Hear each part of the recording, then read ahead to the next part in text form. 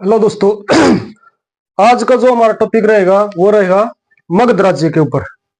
ठीक है भाई। तो पहला क्वेश्चन देखते हैं। मगध राज्य में जो मगध राज्य है उसमें सबसे जो प्राचीन वंश था, जो मगध राज्य में सबसे प्राचीन वंश की स्थापना करी थी भाई वृद्धरथ ने। ठीक है, वृद्धरथ ने करी थी भाई। ठीक, द्रथ जो मगध राज्य में सबसे जो प्राचीन राजवंश की स्थापना करी थी वृद्धरथ ने, और इसकी राजधानी बनाई थी ना गिरब्रिज। गिरब्रज राजधानी बनाई थी गिरब्रिज, वैशाली में भी नहीं, सॉरी, राजगृह में। ठीक है, राजगृह में बनाई थी गिरब्रिज, राजगृह। मगध जो राज्य है उसमें जो सबसे प्राचीन राजवंश की जो स्थापना करी थी वृद्धरथ ने, और राजधानी बनाई थी उसने गिरब्रिज, राजगृह में। और इसका जो पुत्र था ना, जो इसका पुत्र था जरासंध, इसका जो पुत्र था जरासंध। ठीक है भाई। जो मगध में सबसे जो प्राचीन वंश की स्थापना करी थी वृद्धरथ ने, राजधानी बनाई थी गिरब्रिज, राजगृह में, और इसका जो पुत्र था जरासंध। जरासंध के बारे में आपने सुना होगा। देखो भाई, क्या थी, जब ये एक जो उसका पिता था, इसका पिता का कोई पुत्र नहीं हो रहे थे, कोई भी औलाद नहीं थी, तो वो गए एक ऋषि मुनि के पास, मुनि के पास गया। उसने उसको कुछ खाने को दिया। इसने क्या किया फिर, दो रानी थी इसकी, दो रानी थी, तो इसको क्या किया फिर बाद में, दोनों रानी को आधा आधा दे दिया खाने के लिए फल। और जो जो जरासंध था ना, ये हुआ था दो हिस्सों में। ठीक है, बाद में इसको जंगल में फेंक दिया था, और जंगल में फेंकने बाद जो एक राक्षसनी थी उसने इसको जोड़ दिया। तब ये जरासंध, जरा नाम की राक्षसनी थी। जरासंध का ऐसे है भाई हमारी पौराणिक कथाओं के अनुसार। ठीक है, तो अगला देखो, इसके बाद जो वो था ना, वो था यहाँ पर आर्यक वंश। ठीक है भाई, जो पेपर में जो क्वेश्चन बनता है ना वो आता भाई आर्यक वंश है, आर्यक वंश। ठीक है, तो पहला ही क्वेश्चन की बात करें तो आर्यक वंश की स्थापना किसने की थी? जो आर्यक वंश है इसकी स्थापना किसने की थी? आर्यक वंश की स्थापना की थी भाई बिंबिसार ने। बिंबिसार ने करी थी, बिंबिसार, बिंबिसार ने की थी आर्यक वंश की स्थापना। आर्यक वंश की स्थापना की थी बिंबिसार ने, और यह कब की थी? 544 ईसा पूर्व, 544 ईसा पूर्व। मगध राज्य में, मगध के बाद आया कौन सा? मगध राज्य में आर्यक वंश, आर्यक वंश की जो स्थापना की थी बिंबिसार ने। और एक इसकी एक खास बात और थी, ये बौद्ध धर्म का अनुयायी था भाई। ठीक है, बौद्ध धर्म को मानने वाला था। अनुयायी मतलब बौद्ध धर्म को मानने वाला, अनुयायी मतलब मानने वाला। आज समझ में। आर्यक वंश की स्थापना की थी बिंबिसार ने, कब की थी? 544 ईसा पूर्व में की थी, और यह बौद्ध धर्म का अनुयायी था। ठीक है, बिंबिसार ने वृद्धरथ को हराकर अंगराज्य को मगध मिला दिया था भाई। बिंबिसार ने क्या था, वहां उस टाइम पर एक राजा था वृद्धरथ, उसको हराकर अंग राज्य को अपने राज्य में मिला लिया था। ठीक, और क्या था भाई, बिंबिसार ने राजगृह का निर्माण कर अपनी राजधानी बना। उस इसने जो राजधानी कौन सी बनाई? बिंबिसार ने राजधानी बनाई राजगृह, राजगृह को अपनी राजधानी बनाया भाई। ठीक है, राजगृह को अपनी राजधानी बनाया, निर्माण करवा इसकी राजधानी बनाया। बिंबिसार ने कम से कम लगभग 52 वर्षों तक मगध राज्य पर शासन किया भाई। कितने वर्षों तक? 52 राज्य, 52 वर्ष। सोच के देखो, 52 वर्ष तक इसने शासन किया भाई बिंबिसार ने, किस पर? मगध राज्य पर। अब देखो जो हमारे पहले प्रधानमंत्री थे उसने किया था भाई 17 वर्ष कुछ साल। ठीक है। अब जो वर्तमान जो नरेंद्र मोदी बने हुए हैं, तीसरा योजना हुई है इसकी, 11 के साल के करीब हो, 11 या 12 के साल के करीब आज के दिन हो गए होंगे और शासन करते हुए। और देखो उस टाइम पर 52 वर्षों तक एक ही राजा। ठीक है। अब ये कम से कम 5 साल के बाद मौका तो मिलता है राजा को बदलने का, लेकिन वो तो बस उस टाइम में बैठ जाते थे तो बैठ ही जाते थे। ठीक, राजा बन गया कितने साल तक? 52 साल में। और जो महात्मा बुद्ध की सेवा के लिए, ठीक है, महात्मा बुद्ध की सेवा के लिए राजवेद जीवक को भेजा था भाई। राजवेद जीवक को, बहुत इंपॉर्टेंट क्वेश्चन है भाई, ये काफी बार आ चुका है। महात्मा बुद्ध की सेवा के लिए जीवक, जो उस टाइम का क्या था, ये मतलब समझ यार, राजवेद, सॉरी राजवेद था, उसको जीवक को भेजा था। और एक अवंती का राजा था भाई, अवंती का राजा को पांडु रोग होगा था, अवंती का राजा पांडु रोग होगा था, उसके भी को भी ठीक करने के लिए राजवेद जीवक को भेजा था बिंबिसार ने। ठीक है भाई, उसको भी ठीक करने के लिए किसको भेजा था? बिंबिसार ने। बिंबिसार ने किसको भेजा था? राजवेद जीवक को भेजा था भाई। और देखो भाई क्या है इसमें, बिंबिसार की हत्या, बिंबिसार की हत्या किसने कर दी भाई? बिंबिसार की हत्या कर दी उसका पुत्र अजात शत्रु ने। अजात शत्रु ने किसकी हत्या कर दी? बिंबिसार की भी। अजात शत्रु, ठीक है भाई, बिंबिसार की हत्या कर दी अजात शत्रु ने। इसका पुत्र था भाई 493 ईसा पूर्व। इसे पता था भाई, देखो मजाक की बात है, अजात शत्रु ने सोचा भाई देखो 52 साल तो इसको शासन करते हुए बूढ़ा शासन और राज्य हमें देगा नहीं ऐसे तो क्या किया इसने? अपने पिता की हत्या कर दी भी। ठीक है, किसने? अजात शत्रु ने, क्योंकि राज के लिए पहले ऐसा ही होता था। अब तो इतना वो नहीं है, लेकिन हाँ भाई अगर आप देखिए यूपी की बात करें, देखो अखिलेश जो सीएम बना था उस टाइम पर, उसका पिताजी भी बन सकता था, लेकिन क्या किया, उसके पिताजी ने अपने पुत्र को सीएम बनाया। ठीक है, लेकिन बाद में उसने उसी के साथ धोखा किया, पिता के साथ ही। तो राज ऐसे ही होता है भाई। देखो अजात शत्रु ने अपने पिता की हत्या कर दी कि किसके लिए? सिर्फ राजा बनने के लिए, राजा बनने के लिए अपने पिता की हत्या कर दी। कब? 493 ईसा पूर्व में। और इसका जो उपनाम था ना वो था कुणिक।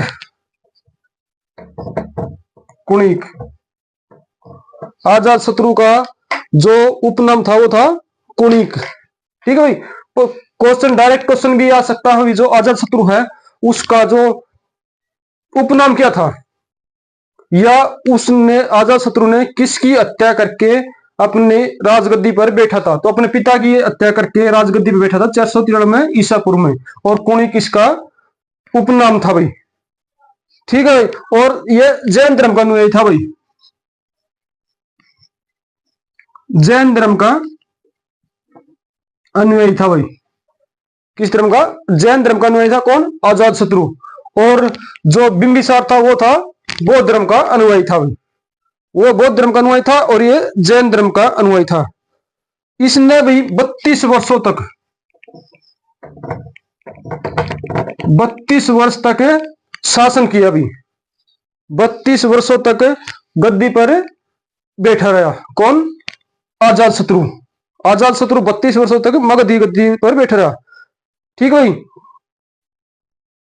इसका एक मंत्री था भाई, अजात शत्रु का एक मंत्री था वर्षकार।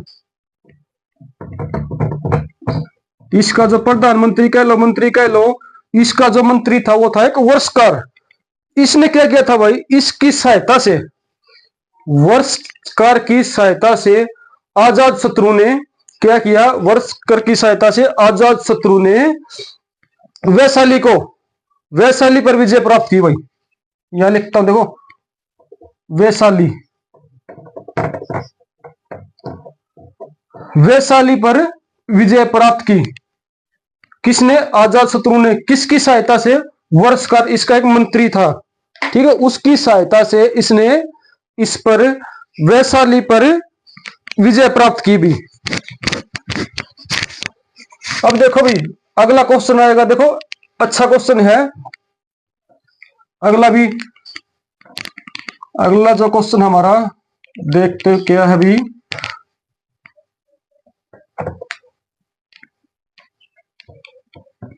देखो भाई, बिंबिसार की जो हत्या की थी उसके पुत्र अजात शत्रु ने 461 ईसा पूर्व, ठीक है, सॉरी 493 ईसा पूर्व। लेकिन अब जो अजात शत्रु का पुत्र था, अजात शत्रु का जो पुत्र था, उसने क्या किया? उसने अजात शत्रु की हत्या कर दी 461 ईसा पूर्व में। 461 ईसा पूर्व में मगध की गद्दी पर कौन बैठा? उदयन। उदयन, ठीक है भाई। उदयन कौन था? उदयन अजात शत्रु का पुत्र था भाई। देखो कर्मा कहते हैं भाई वापिस लौट कर आता है, ठीक है। उसने उसके पिता की हत्या की थी, अजात शत्रु ने बिंबिसार की हत्या की थी। अब बिंबी अजात शत्रु की हत्या कर दी उदयन ने। उदयन भी कौन है? उदयन भी अजात शत्रु का पुत्र है। उदयन ने पाटलिपुत्र, जो पाटली ग्राम की स्थापना की। पाटली ग्राम की स्थापना की भाई। किसने की? उदयन ने पाटली ग्राम की स्थापना की हुई, ठीक है। ये देखो थोड़े इस साइड जा रहे हैं, कोई नहीं, लेकिन समझो जो मैं बोल रहा हूं, लिखाई पे मत जाना, जो मैं बोल रहा हूं उस पर जाओ, देखो सुनो और समझो। 461 ईसा पूर्व में उदयन ने किसकी हत्या कर दी? उदयन ने कर दी अपने पिता अजात शत्रु की, और गद्दी पर बैठ गया। पाटलीग्राम किसने स्थापना की? और जैन धर्म का अनुयायी था भाई। जैन धर्म का जो इसका पिता अजात शत्रु था वो भी जैन धर्म का अनुयायी था, और अब ये भी जैन धर्म का अनुयायी है भाई, ठीक है भाई। और क्या देखो, आर्यक वंश का अंतिम राजा जो था वो था उदयन का पुत्र, उदयन का पुत्र नागदशक, ठीक है भाई। सॉरी क्या था? नागद, नागद शक, नागद, नागद दशक, ठीक है भाई। किसका पुत्र था? ये था उदयन का पुत्र, ठीक है। इसका जो, इसकी जो हत्या कर दी वो कर दी वही शिशुनाग ने, नहीं सॉरी सॉरी, हाँ हाँ सॉरी, हाँ ठीक है भाई। इसकी जो हत्या कर दी वो कर दी शिशुनाग ने 412 ईसा पूर्व में। 412 ईसा पूर्व में इसकी जो हत्या कर दी शिशुनाग ने, ठीक है भाई। और जो आर्यक वंश था वह यहां पर खत्म हो गया, और जो दूसरा वंश है वो उसकी शिशु नाग, नाग सॉरी, शिशुनाग ने हत्या कर दी 412 ईसा पूर्व। और फिर उसने स्थापना की शिशुनाग वंश की भाई, ठीक है भाई। शिशुनाग वंश की स्थापना की फिर 412 ईसा पूर्व के बाद शिशुनाग, शिशुनाग वंश। हाँ समझ में। देखो पहले जो राजा बना बिंबिसार, उसकी हत्या कर दी उसके पुत्र अजात शत्रु ने। अजात शत्रु की हत्या कर दी उसका पुत्र उदयन ने, ठीक है भाई। उदयन का जो जो आर्यक वंश का जो अंतिम शासक, वह अंतिम शासक था वो था नागदशक, ये उदयन का पुत्र था। इसकी हत्या कर दी शिशुनाग ने, और इसने अपना वंश बना दिया शिशुनाग वंश, ठीक है भाई। शिशुनाग का जो उत्तराधिकारी था ना वो कालाशोक, और शिशुनाग ने काम किया, जो पाटलिपुत्र को राजधानी हटाकर वैशाली में बना दिया भाई। पाटलिपुत्र से हटाकर वैशाली में अपनी राजधानी बनाई हुई। ठीक है, वैशाली में राजधानी बनाई पाटलिपुत्र को हटाकर। और क्या अभी देखो, शिशुनाग के बाद नंदवंश, इसके बाद कौन सा वंश आया? नंदवंश। और शिशुनाग वंश का जो अंतिम राजा था ना, वो था नंदीवर्धन। नंदीवर्धन शिशुनाग का जो वंश था, इसका जो अंतिम राजा था वो था नंदीवर्धन। ठीक है भाई। और इसके बाद जो वंश आया इसके वंश के बाद आया नंदवंश। इसके बाद जो कौन सा वंश आया, उसके बाद आया भाई नंदवंश। नंदवंश, नंदवंश में देखो भाई, जो नंदवंश है, नंदवंश की स्थापना की थी महापद्मानंद ने भी।